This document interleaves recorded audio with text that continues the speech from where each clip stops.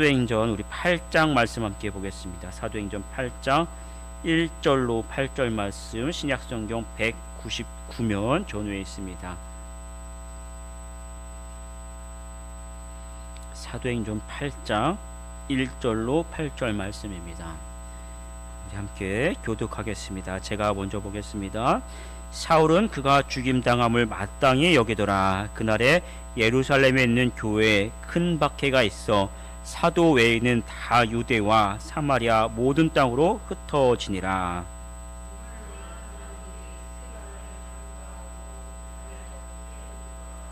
사울이 교회를 잔멸할새 각 집에 들어가 남녀를 끌어다가 옥에 넘기니라.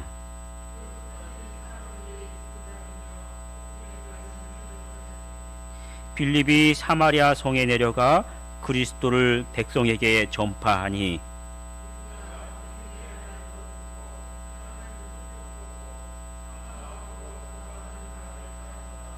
많은 사람에게 붙었던 더러운 귀신들이 크게 소리를 지르며 나가고 또 많은 중풍병자와 못 걷는 사람이 나으니 그 성에 큰 기쁨이 있더라. 아멘. 함께 봉독한 말씀 중심으로 사마리아에도 복음이 들어갔다라는 제목으로 은혜를 나누도록 하겠습니다. 우리가 지난주에 우리 스데반 지사님에 대해서 이제 살펴봤죠. 스데반 지사님은 은혜와 권능이 충만한 사람이었습니다. 그러니까 은혜가 충만하다는 것은 뭐 얼굴이 뭐 잘생겼다, 환하다 그런 모습이 아니라 그의 성품이 예수님을 닮았고 예수님처럼 이렇게 영혼을 사랑했던 그런 사람을 의미합니다. 그래서 어떻습니까? 마지막까지 그 복음을 전하다가 체포되고 사울에게 이제 돌에 맞아서 순교하게 됩니다. 여기서 돌에 맞은 건요, 우리나라처럼 어떤 작은 돌을 갖다 이렇게 던진 게 아니에요. 굉장히 이만한 돌들을 사람들이 그 안에 있는 분노를 가지고 그대로 이렇게 무자비하게 던지는 그런 것을 이제 알 수 있습니다. 그렇게 그런 큰 돌에 맞아서 뭐 머리도 맞고 뭐 얼굴 뭐 그냥 몰골이 다 그냥 찢어지면서 깨지면서 그렇게 무자비하게 죽는 것이죠. 그렇게 돌에 맞고 죽어가면서도 어떻습니까? 마지막에 주여 이 죄를 그들에게 돌리지 마옵소서 하면서 예수님처럼 똑같이 그들을 위해서 자신에게 돌 던지는 그들을 위해서 기도했고 그 얼굴은 천사의 얼굴과 같았다라고 성경을 기록합니다. 이 모습이 스데반 지사님 죽어가는 그 마지막까지 또 얼마나 귀하고 우리에게 은혜를 줍니까? 우리 스데반처럼 하나님을 뜨겁게 사랑하고 또 신실하게 섬기고 예수님을 닮아가는 우리 성도들이 되기를 축복합니다. 이 스데반의 죽음은요, 결국은 교회의 어떤 교회가 이렇게 무너지는 모습이 아니라 다시 한번 복음이 더 크게 온 세상에 전파되는 그런 계기가 됩니다. 오늘 1절에서 3절 말씀을 다시 한번 우리 읽어볼게요. 1절에서 3절 같이 합독하겠습니다. 사울은 그가 죽임당함을 마땅히 여기더라. 그날에 예루살렘에 있는 교회에 큰 박해가 있어 사도 외에는 다 유대와 사마리아 모든 땅으로 흩어지느라. 경건한 사람들이 스데반을 장사하고 위하여 크게 울더라. 사울이 교회를 잔멸할새 각 집에 들어가 남녀를 끌어다가 옥에 넘기니라. 사울이 스데반 집사님을 돌로 쳐 죽이죠. 그리고 이어서 잔멸해 성도들을 다 남은 사람들을 일일이 잡아다가 감옥에 이제 가두는 거예요. 근데 그 덕분에 성도들이 다 흩어집니다. 핍박이 오니까 성도들이 흩어지는 거 지극히 어떻게 보면 당연하고 우리가 이해할 수 있죠. 원망할 만한 일이 아닙니다. 그런데 그 뒤에 뭐라고 기록하면 4절 같이 한번 읽어볼게요. 그 흩어진 사람들이 두루 다니며 복음의 말씀을 전할세. 이 사람들 어떤 사람들이요? 금방까지 잡힐까봐 여러 가지로 사방으로 다 도망갔던 사람들이잖아요. 그러면 어떻게 합니까? 여러분 잡으러 오면 조용히 숨어 살아야지 나가서 뭐 누구한테 뭐 얘기하고 그만한 상황이 아니잖아요. 근데 그렇게 숨어 있어야 되는데 그들이 뭐라고요? 두루 다니며, 숨어 있는 것이 아니라 두루 다니며 복음을 전했습니다. 여러분 놀랍지 않습니까? 이게 바로 복음의 능력이고요. 성도의 본성이에요. 성도의 본능이에요. 본능. 이게 우리 그 코로나 처음 할 때, 처음 코로나 이제 경험할 때 그 뭐라고 했냐면 정부에서 비말이라고 하죠. 침특이니까 교회에 모여도 찬송하지 말라고, 찬송하지. 그래서 제가 이제 섬기던 교회에서는 찬송가를 읽었어요. 가사를 두고 찬송가를 읽었는데 그것도 하지 말라는 거 억지로 그렇게 한 거잖아요.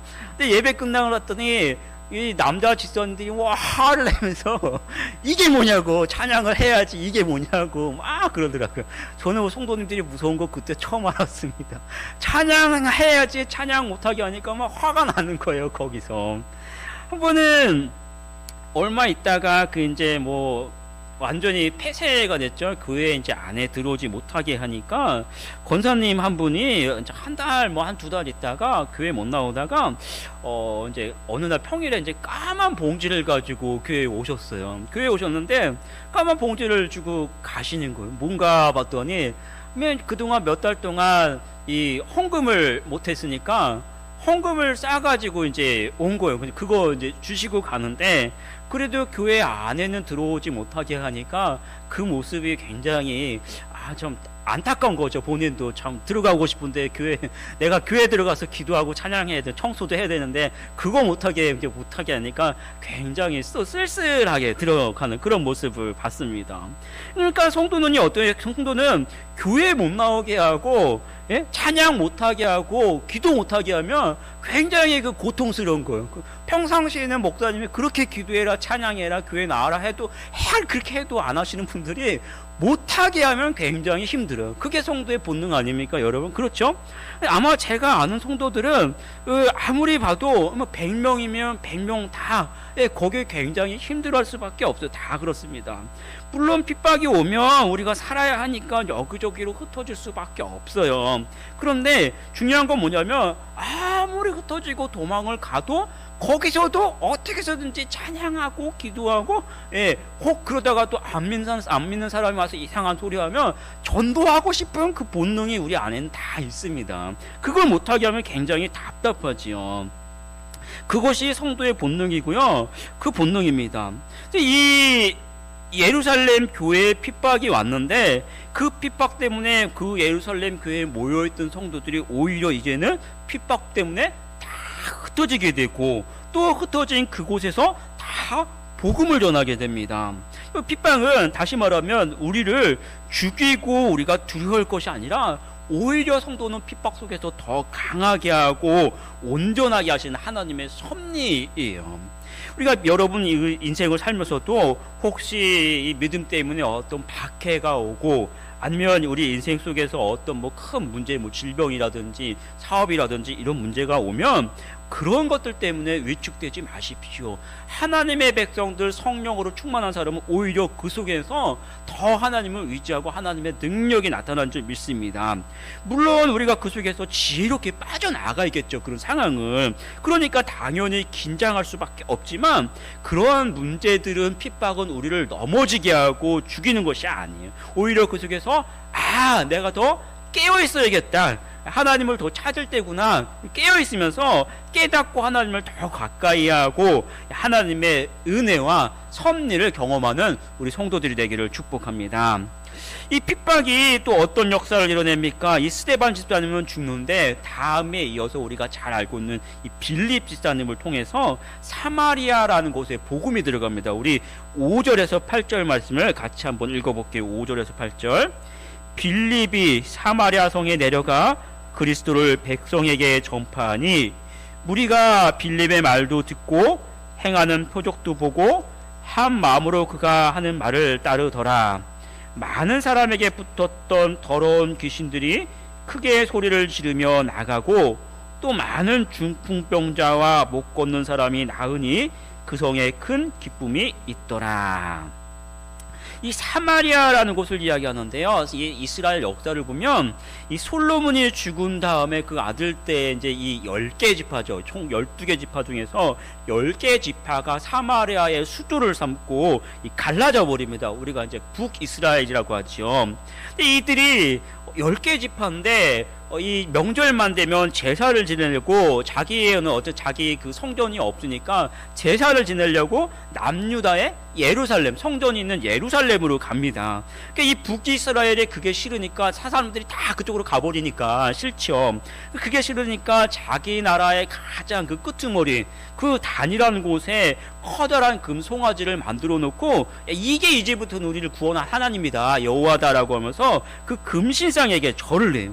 결국 그 우상 숭배로 BC 722년에 이제 아수르에게 먼저 망하게 됩니다. 근데 아수르가 이들을 쳐들어와서 이 사마리아 수도 사마리아에 있는 아주 조금만 괜찮은 사람이라면 다 잡아간 거예요. 왜냐면은 다시 나라를 세우면 안 되니까 웬만한 사람들은 다 잡아가고 여기 남은 사람들은 뭐 병자나 노인이나 뭐 있어도 뭐 아무 일 안 되는 그런 사람들 별 볼 일 없는 그런 사람들만 굉장히 조금 남겨줘요. 그리고 그 남은 땅에는 자기들이 다른 나라에서 잡아왔던 노예, 전쟁 포로 이런 사람들을 대거 이주해서 여기서 이제 같이 살게 만들. 나중에는 이제 시간이 지나니까 이들이 같이 결혼하고 이 금신상 같이 섬기고 그런 모습이 되게 되는 것이죠.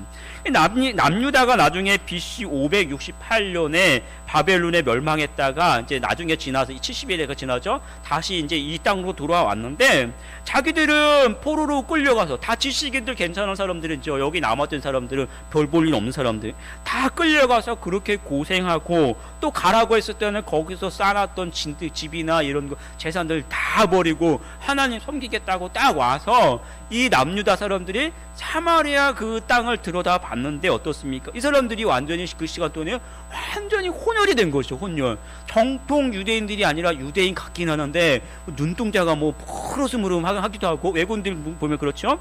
아니면 머리 색깔이 유대인 같기도 한데 뭐 좀 뭐 퍼릇하기도 하고 흰머리도 있고 그러니까 이 사람들이 이거 유대인 같은데 유대인은 아니다라는 거. 그러니까 유대인이 아니라 이 사람들을 개 뭐 짐승 취급하게 되는 것이죠. 외모로 봤을 때. 거기다 이들이 하나님을 섬긴다고 하는데 율법대로 말씀대로 하나님을 섬기는 것이 아니라 금송아지 만들어 놓고 옆에는 또 염소도 갖다 놓고 쇳덩구리도 섬기고 그러면서 여호와다 절하고 그러니까 짬뽕 신앙이 된 거죠. 짬뽕. 하나님을 섬기는 것 같은데도 오만 가지 다 갖다 섬겨 놓고 그러니까 이 유대인들이 사마리아라는 사람들을 도무지 인정할 수도 없고 다시는 그 땅에 들어가지도 않는 거예요. 그 역사가 제가 568년에 무너졌다고 했죠. 그러면 지금 예수님 시대면은 몇 년입니까? 적어도 500년, 600년 역사 동안은 이들이 이 유대인들이 사마리아는 가지도 않고 사마리아 하면 이상하게 생각하고 사마리아 사람들은 유대인 아유 저런 뭐 자기들만 잘났다 이렇게 갈등의 그 역사가 적어도 500년, 600년 되는 그런 역사입니다. 그런데 그 속에서 오늘 말씀을 보면 뭐라고 기록합니까? 5절, 6절 다시 한번 읽어볼게요. 5절, 6절. 빌립이 사마리아 성에 내려가 그리스도를 백성에게 전파하니 무리가 빌립의 말도 듣고 행하는 표적도 보고 산마음으로 그가 하는 말을 따르더라. 500년, 600년 역사 깊은 갈등의 골이 있고 저들은 어떤 우상 숭배하고 그런 더러운 사람들이라고 생각했는데 그 사마리아에 드디어 복음이 들어갔을 뿐만 아니라 그들이 믿고 기뻐했습니다. 여러분 놀랍지 않습니까? 우리나라 역사를 보면은 우리나라 전쟁하고 분단의 역사가 80년도 안 되잖아요. 근데 지금 세대를 보면은 제가 볼 때는 저 빼고 통일이 된다라고 생각하는 사람 그렇게 말하는 사람 몇 명이나 됩니까? 대부분 사람들이 통일에 대해서 관심도 없는 게 지금 우리나라 역사잖아요. 그런데 80년이 아니라 뭐 500년, 600년 넘은 이 우상과 죄악의 땅이고 도무지 합해질 수 없는 이 깊은 갈등의 그 감정의 골이 있는 그 땅에 드디어 복음이 들어가는 거예요. 얼마나 놀랍습니까? 이게 복음의 능력이에요. 복음은요 그만큼 위대합니다. 복음 앞에서 안 변하는 사람은 없는 거예요. 하나님이 택하시고 하나님의 때가 되면 복음은 들어가고 하나님의 때가 되면 그 사람은 변할 줄 믿습니다. 여러분 우리가 여러분들의 평생 동안 우리 배우자들을 위해서 자녀들을 위해서 그렇게 기도하고 또 교회 가자고 하는데 막상 현실은 어떻습니까? 말을 하면 할수록 점점점 어색해지고 그럴 수 있어요. 현실이 그렇죠. 그런데 왜 그렇습니까? 그 가운데 내가 하려는 나 중심적인 모습이 굉장히 깊은 것이죠. 그래서 내가 하는 것이 아니라 하나님의 역사를 믿고 우리가 하나님 앞에 기도하는 게 먼저예요. 기도하는 게. 우리 권사님들이 제가 함께 계속해서 말씀드리는 권사님들이 평생 자녀들을 위해서 그렇게 기도하는데 우리 아들은 언젠가 올 거라고 예전에 우리에게 그렇게 잘 섬겼다라고 하는데 평생 기도하셨는데 마지막 순간까지 아들이 자녀들이 교회 들어오는 거 못 보고 소천하시는 분 굉장히 많이 있습니다. 그러면 여러분 그 권사님의 그 성도님들의 기도가 헛된 줄 아십니까? 결코 아니에요. 제가 봤는데 장례를 그렇게 치르면서 보면 결국 그 성도님들을 장례 치르고 보면 마지막에 그 성도님들이 고맙다고 인사하면서 다 보면은 이제 예전에 섬겼던 우리 같이 섬기던 그 교우들이죠. 마지막에 어머니 섬기시던 그 교회에 나와서 이제 인사하겠다라고 이제 교회에 왔다가 인사하러 왔다가 어머니 발자취가 있고 또 자기가 옛날에 섬기던 그 자취가 있으니까 거기서 옛날 생각도 나고 또 하나님 의지할 때 그리워서 다시 인사하고 가는 것이 아니라 계속 나오시는 분들 제가 엄청나게 많이 봤습니다. 우리 장로님들 집사님들 보면 우리 교회 말고 보면은 맞네 다 온유하시죠. 우리 교회 성도님들 보면은 누구 한 명도 막 화를 펄럭 내면서 막 소리 지르고 막 야단칠 것 같고 뭐 그런 분은 우리 교회 보면 아무도 없어요. 그런데 보면은 다 옛날 보면은 우리 성도님들 다 보면 옛날에 다 한몫했던 거예요. 성질도 그냥 오락부락부락 하는 분들도 있고, 다 보면은 또 모든 사람이 그렇죠. 죄인 중에 죄인들이고 한성질 했던 참 그런 분들 많이 있습니다. 그런데 그럼에도 불구하고 어떻습니까? 예수님 만나고 그 거칠었던 성품이 변해서 하나님의 일꾼으로 이 자리에 남아있는 거예요. 우리 모두가 다 그렇죠. 그런 것들 누가 합니까? 사람이 하는 게 결코 아니에요. 하나님이 하시는 것이고 복음의 능력이 그만큼 위대합니다. 여러분 어디 가서 사람이 변한다고 사람 잘 안 변해요. 그런데 하나님의 말씀은 복음은 사람을 그렇게 변화시켜요. 그러니까 포기하지 마십시오. 한 영혼을 사랑하는 마음을 갖고 끝까지 기도하세요. 그럼 누가 역사합니까? 하나님의 역사신 줄 믿습니다.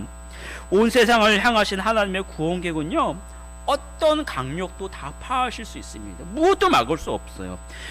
사도행전 1장 8절을 보면 이렇게 기록합니다. 제가 읽어드릴게요. 오직 성령이 너희에게 임하시면 너희가 권능을 받고 예루살렘과 온 유대와 사마리아와 땅끝까지 이르러 내 증인이 되리라 하시더라. 잘 아는 말씀이죠. 복음이 지금까지는 이 유대 나라 그 안에서 성전이 있던 어떤 예루살렘 주변 요기에만 딱 머물고 있었던 거예요. 복음이. 근데 이제 사람들이 교회에 오면은 막 성령 충만하고 역사가 일어나고 병이 나고 하니까 사람들이 여기서만 딱 모여있고 자기들끼리만 있고 더 가지라는. 그런데 어떻습니까? 핍박 때문에 흩어지면서 그 예루살렘에서 온 유대로 확장되고 지금 오늘 말씀해 보면 이제 이방 땅 멀리 이방 땅과 예루살렘 그 중간에 있는 중간지대죠. 사마리아 유대 같기도 하고 이방 같기도 하고 이제는 이 수백 년 역사에 깊은 골이 있었던 이 사마리아 더 나아가면 어떤 사마리아 복음이 들어갔고 이제 더 나가면 사도들과 또 사도 바울을 통해서 이방으로 더 넓게 이제 복음이 전파되고 또 그 가운데 계속해서 교회들이 세워집니다. 이런 모습을 우리가 꿈꾸고 이렇게 함께 믿고 기도해야 되는 거예요. 여러분 저는 이제 그 공부도 그렇고 사역의 비전도 원래 선교를 비전을 갖고 있었고 특별히 이제 중국을 굉장히 많이 생각을 했으니까 지금도 이제 뭐 뉴스나 이런 것들을 보면 굉장히 많이 살펴봅니다. 근데 보면은 가끔 1년에 한 차례 두 차례 이상씩 그 중국 그 공영방송에서 어떤 장면을 보여주면은 아주 위대하게 교회를 폭파시키는 그런 모습을 공영방송에서 보여줘요. 그러면은 나머지 인민들이 뭐라고 합니까? 그 무슨 야 멋있다. 저 교회 가면은 저 교회는 나쁜 곳이고 가면 안 돼. 그렇게 이제 받아들이는 거. 그렇게 모든 사상을 통제하고 핍박합니다. 그런 이제 선교사님들하고 얘기를 하다 보면 저는 얘기를 공산당이 무너져야 공산당이 무너져야 중국이 무너지죠 얘기를 하는데 선교사님도 안 믿어요. 무슨 공산당이 무너지겠냐고 주님이 먼저 오신 그렇게 얘기를 그렇게. 그런데 사람은 할 수 없죠. 사람은 할 수 없는데 변할 것 같지 않지만 복음 앞에서는 그 무엇도 막을 수 없습니다. 하나님 원하시면 무엇도 무너지리라 저는 믿습니다. 하나님이 하시니까 우리는 계속 믿고 기도하는 거예요. 우리나라 분단 이제 70년이 좀 넘었죠. 또 북한에 도무지 복음이 들어가기 어려운 상황 같지만 복음은 막을 수 없습니다. 70년밖에 안 됐잖아요. 성경이 사마리아에서 수백 년 역사도 그렇게 뒤집혀지는데 그 속에서도 이 북한의 현지 지금도 목숨 걸고 하나님을 섬기는 사람들이 여전히 존재하고 있어요. 우리는 통일을 위해서도 또 그 땅의 우리 동포들 하나님의 택한 백성들을 위해서도 계속해서 기도해야 하는 거예요. 또 여러분 개인적으로 어떻습니까? 내가 생각할 때 아유 저 사람은 아무리 해도 교회 안 나올 것 같아. 그런 사람은 얼마나 많이 있습니까? 그런 사람도 있고 아무리 복음을 전해도 기도해도 변함없는 사람도 있고 또 어떤 사람은 내가 진짜 복음 전하기 싫은 그런 사람도 있지요. 그러나 하나님께서 택하신 백성을 향한 그 성령의 강력한 역사는요 무엇도 막을 수 없습니다. 우리는 하나님의 역사를 믿고 가까이 있는 여러분 가족들 또 조금 더 나아가면 우리 이웃의 구원을 위해서 더 나아가면 우리 북한과 또 세계 열방을 위해서 끝없이 기도하고 이 복음 전파에 힘쓰는 우리 성도들이 되기를 축복합니다.